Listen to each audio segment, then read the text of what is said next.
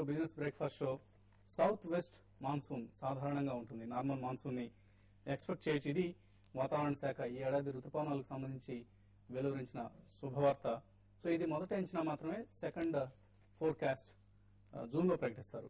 So June నాటికి పరిస్థితి మారకుండా సాధారణ మాన్సూన్ ని ఈసారి కూడా ఎక్స్పెక్ట్ చేయొచ్చు అన్న శుభవార్త వింటామని ఆశిద్దాం. ఇక stock markets, global markets positive గా ట్రేడ్ అవుతున్నాయి. లాస్ట్ నైట్ యూఎస్ మార్కెట్స్ కూడా లాభాలతో ముగిశాయి. దీంతో ఏషియన్ ఇండిసెస్ అన్ని కూడా లాభాలను కనిపిస్తున్నాయి ఈ మార్నింగ్. సో ఎస్టెక్స్ నిఫ్టీ కూడా 44 పాయింట్ల లాభంతో ట్రేడ్ అవుతుంది.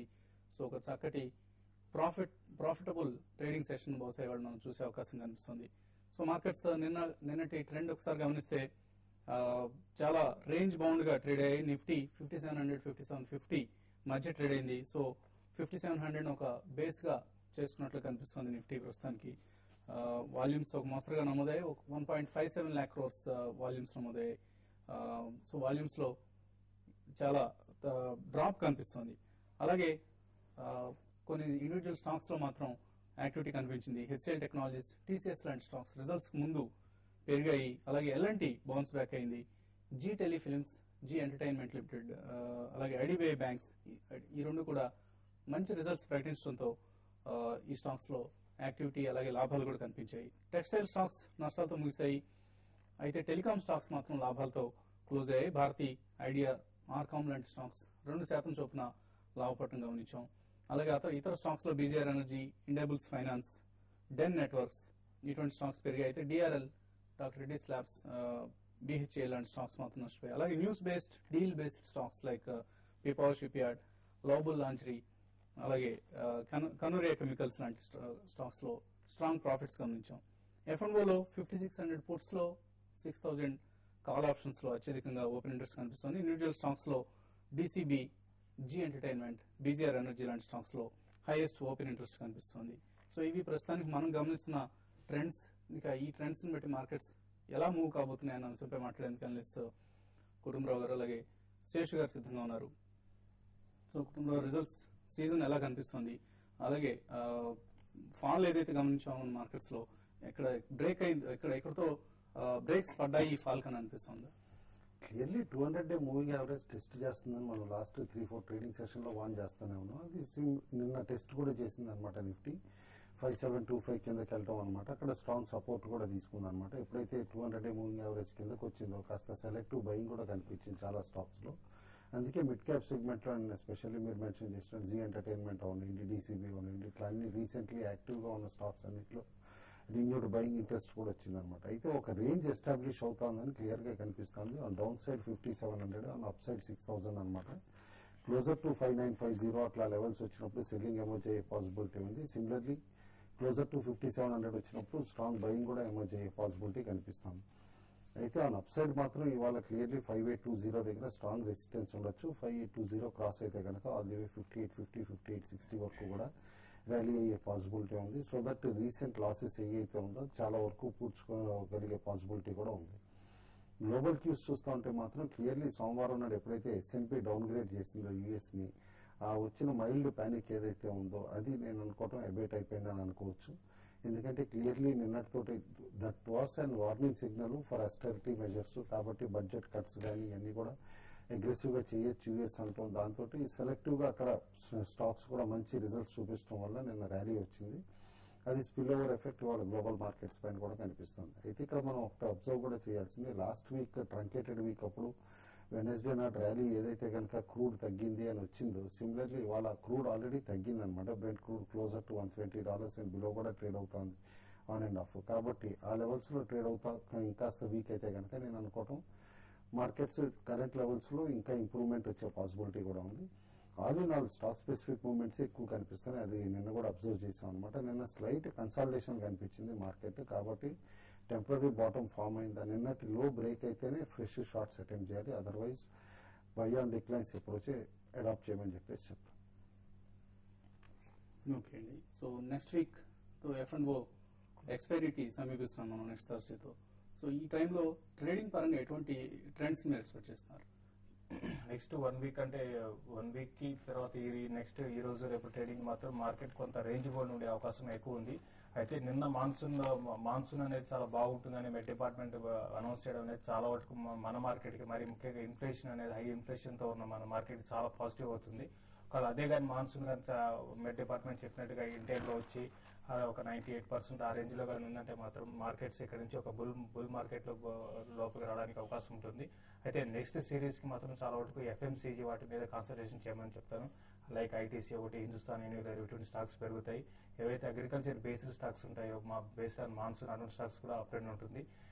అయితే నెక్స్ట్ వీక్ ఇక్కడ నుంచి ఒక 4-5 రోజులు మాత్రం మార్కెట్ అయితే కొంచెం రేంజ్ బౌండ్ ఉండే అవకాశం ఎక్కువ ఉంది. ఎందుకంటే అరౌండ్ 5800 దగ్గర నిఫ్టీకి చాలా హ్యూజ్ రెసిస్టెన్స్ ఉంటుంది. అది క్రాస్ కాగలిగితే నెక్స్ట్ ఫర్దర్ గా అప్ ట్రెండ్ ఉంటుంది. అయితే కొన్ని సెక్టర్ లైక్ ఐటీ స్టాక్స్ ఇటువంటి స్టాక్స్ అని కూడా కొన్ని వీక్ ఉన్నాయి కాబట్టి నిఫ్టీలో పెద్ద హ్యూజ్ అప్ ట్రెండ్ అయితే ఉండకపోవచ్చు ఇక్కడ నుంచి. కానీ స్టాక్ స్పెసిఫిక్ యాక్షన్ నిన్నగానే మనం గమనిస్తే ఎక్కువ మార్కెట్ పడుతున్నా కూడా చాలా మిడ్ క్యాప్స్ హైక్ తెచ్చుకోవడం జరిగింది. కాబట్టి ఈ రోజు కూడా చాలా వరకు mid cap and small cap లో మంచి యాక్షన్ ఉంటుంది. చాలా వరకు వాటిని కాన్సన్ట్రేషన్ చేయమని చెప్తాను. నెక్స్ట్ F&O సిరీస్ కూడా మిడ్ క్యాప్ లార్జ్ క్యాప్ లోనే లాంగ్ పొజిషన్ తీసుకోవచ్చు. ఒకవేళ రోల్ ఓవర్ చేసుకునే వాళ్ళు ఉంటే మాత్రం ఐటీని కొంత అవాయిడ్ చేయమని చెప్తాను. ఐటీని పక్కన పెడితే ఫార్మా స్టాక్స్ ఒకటి, ఎఫ్ఎంసీజీ ఒకటి, రెండింటిలో కూడా లాంగ్ పొజిషన్ తీసుకోవచ్చు. IT major HCl technologies Q3 results మరి కొద్దిసేపట్లో ప్రకటించబోతున్నారు. కంపెనీకి సంబంధించిన quarter on quarter estimates market expectations గమనిస్తే 4138 crores టాప్ లైన్ పోస్ట్ చేసే అవకాశం ఉందని ఎక్స్పెక్ట్ చేస్తున్నారు. ఇది క్వార్టర్ ఆన్ క్వార్టర్ గమనిస్తే 6.4% పెరుగుతుందని. అలాగే net profit 468 crores, last quarter లో 400 crores పోస్ట్ చేసింది ప్రాఫిట్. సో 17% గ్రోత్ ఎక్స్పెక్ట్ చేస్తున్నారు. సో ఈ గ్రోత్ ఫోర్కాస్ట్ అనుగుణంగా రిజల్ట్స్ ఉంటాయి లేదా మరి కొద్దిసేపట్లో తేలబోతుంది. రాజశేఖర్ హిందూపూర్ నుంచి కాలర్ లైన్ లో ఉన్నారు. రాజశేఖర్ గారు సార్ గుడ్ మార్నింగ్ అండి. గుడ్ మార్నింగ్ సార్, నేను ఈ ముత్తూట్ ఫైనాన్స్ పబ్లిక్ ఇష్యూ కొంచెం బల్క్ గా అప్లై చేయదలుచుకున్నాను. కానీ అతను అడిగేది 1/3 service stream is not justified అనిపిస్తుంది. అసలు అప్లై చేయొచ్చా? లిస్టింగ్ గెయిన్స్ మాత్రమే. I don't want to hold for one more year అట్లా కాకుండా మీ సలహా ఇవ్వండి. ఓకే అండి, మనం లిస్టింగ్ గెయిన్స్ కోసం అయితే మీరు ఎక్స్పెక్ట్ చేయొచ్చండి లిస్టింగ్ గెయిన్స్ ను. Of course provided market stays in the same situation as of now. So ఇటువంటి సలహా ఇస్తారండి. ఆల్రెడీ రిపీటెడ్ గా కపుల్ ఆఫ్ టైమ్స్ చెప్పామండి ప్యూర్లీ లిస్టింగ్ గెయిన్స్ వెళ్ళమని. ఎందుకంటే అదర్వైజ్ మీరు ప్రాస్పెక్టస్ కేర్ఫుల్ గా చూస్తే కనుక లాస్ట్ 2 years లో ఈక్విటీ 5 crores నుంచి 320 crores వరకు జంప్ అయిందనమాట. కాబట్టి అర్నింగ్స్ సిగ్నిఫికెంట్ గా ఈ ఈక్విటీ ఎంతైతే పెరిగిందో దానికి అనుగుణంగా రిపోర్ట్ చేయగలదా అనేది మాత్రం డౌట్ఫుల్ అనమాట. అండ్ ఇంకోటి కూడా పాయింట్ గుర్తుంచుకోవాలి, ప్రయారిటీ సెక్టార్ లెండింగ్ నుంచి గోల్డ్ తీసేశారు. కాబట్టి ఇదివరకట్లాగా బ్యాంక్స్ దగ్గర నుంచి అగ్రెసివ్ గా ఫండ్స్ కూడా బారో చేసుకుని లింక్ చేయగలిగే పాసిబిలిటీ కూడా ఈ ఎల్ఐజీ కంపెనీస్ ఉండవు అనమాట. అంటే లోన్ అగేన్స్ట్ గోల్డ్ గా ఆపరేట్ చేసే కంపెనీస్ కి. కాబట్టి purely for listing gains invest చేయండి. And be prepared even suppose ఆ టైం అప్పుడు మార్కెట్స్ కనుక ట్యాంక్ అయ్యి వీక్ గా ఉంటే కనుక ఇమీడియట్ గా స్మాల్ లాస్ కైనా సరే అమ్మేయటానికి. నెక్స్ట్ కాలర్ శ్రీకాంత్ విజయవాడ నుంచి. Srikanth garu good morning sir. Good morning. Good morning sir. Good morning అమ్మ. సార్ మీరు ఐటీపై రిజల్ట్ ఇచ్చింది కదా సార్ నిన్న లో బై చేశాను సార్. జనవరిలో దాన్ని బై చేసాను సార్. తర్వాత Tata motor and detail products sir. ఇది ఏంటని చెప్పారు sir.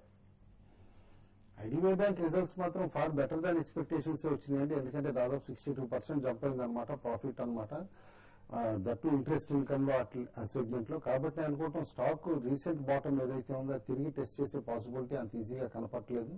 And moreover higher bottom వచ్చేసి మేబీ అరౌండ్ 142-144 ఫామ్ అవ్వచ్చు అనమాట పోస్ట్ రిజల్ట్స్. నిన్న క్లోజింగ్ కూడా చాలా పాజిటివ్ గా ఉండింది. ఇవాళ 150 పైన ట్రేడ్ అవుతా ఉంటే కనుక stock all the way next couple of sessions లో కానీ ఆర్ నెక్స్ట్ వీక్ సెటిల్మెంట్ వచ్చే టైంకి ఈవెన్ 165 లెవెల్స్ అటెంప్ట్ చేసే పాసిబిలిటీ ఉంది. హోల్డ్ చేయమని చెప్పేసి చెప్తాను. కాఫీ ప్రైసెస్ కూడా బాగా షార్ప్ గా జంప్ అవుతున్నాయండి గ్లోబల్లీ. ఈసారి ప్రొడక్షన్ షార్ట్ ఫాల్ చాలా సిగ్నిఫికెంట్ గా ఉందని చెప్తున్నారు. కానీ CCL లాంటి వాళ్ళకి రా మెటీరియల్ ఇంపాక్ట్ ఉంటుందన్నమాట ప్రైసెస్ పెరగడం వల్ల. బట్ రీటైల్ ప్రైసెస్ కూడా పెంచగలిగే ప్రైసింగ్ పవర్ ఉంది కాబట్టి కంపెనీ మార్జిన్ సస్టైన్ చేసుకోగలుగుతుంది అని అనుకుంటున్నా. రీసెంట్ స్టార్ బక్స్ ఎంట్రీ కానీ ఇవన్నీ కూడా అయితే కనుక CCL లాంటి కంపెనీస్ కి రోబస్ట్ డిమాండ్ ఉంటుంది. ఈ అవుట్పుట్ కి హోల్డ్ చేయమని చెప్పేసి చెప్తాను. In fact stock at every decline by చేయమని చెప్పేసి కూడా సజెస్ట్ చేస్తాను. నెక్స్ట్ కాలర్ శ్రీనివాస్ నిజామాబాద్ నుంచి. శ్రీనివాస్ గారు నమస్తే. సార్ ఎంఫసిస్ 460 F&O ఉన్నా holding features aspect. So futures లో బై చేస్తారండి ఎంఫసిస్ ఎంఫోసిస్ అయితే కొంచెం ఇప్పుడే అప్ ట్రెండ్ లో ఉందండి. లాస్ట్ ఒక 1 వీక్ గా చూస్తే స్టాక్ కన్సాలిడేషన్ లో ఉంది. మీరు వెయిట్ చేయమని చెప్తానండి. ఏదైనా కూడా ఈ స్టాక్ మీరు అరౌండ్ 440 ఆ లెవెల్ లో చాలా స్ట్రాంగ్ సపోర్ట్ ఉంది. 440 444 దగ్గర మీరు స్టాప్ లాస్ పెట్టుకుని హోల్డ్ చేయండి. అయితే మీరు తీసుకున్న దగ్గర కొంచెం లాస్ లో ఉన్నారు. నెక్స్ట్ 1-2 రోజుల్లో ఈ స్టాక్ ఏమాత్రం కొంచెం పెరిగితే మాత్రం మీరు అరౌండ్ మీ లెవెల్కి వచ్చినప్పుడు మీరు ఎగ్జిట్ కమ్మని చెప్తాను. ఇంకోటి ఎందుకంటే 480 470 ఆ లెవెల్లో కూడా చాలా హ్యూజ్ రెసిస్టెన్స్ ఉంది. 470 దాటి ఈ F&O క్లోజింగ్ లో ఇది పెరిగే అవకాశం లేదు. కాబట్టి మీ రేట్ కన్నా ఒక 4-5 రూపాయలు పెరిగితే అమ్మేసుకోండి. ఓకే అండి, ఇప్పుడు చిన్న బ్రేక్ తీసుకున్నాం. బ్రేక్ తర్వాత మరిన్ని కాల్స్ ఉంటాయి.